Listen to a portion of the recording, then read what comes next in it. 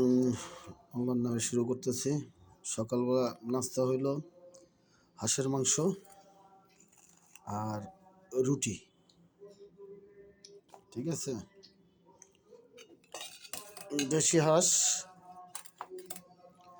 আটার রুটি আর সাথে পরোটা।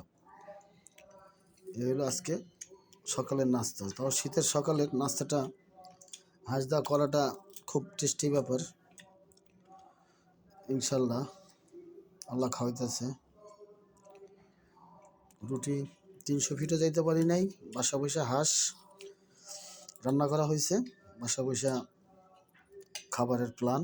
জুম্মার দিন বাইরে যেতে হবে না ইনশাল্লাহ। জুম্মার নামাজ পড়ব ইনশাল্লাহ। দোয়া করবেন, সবাই ভালো থাকেন। আল্লাহ হাফেজ, আসসালামু আলাইকুম।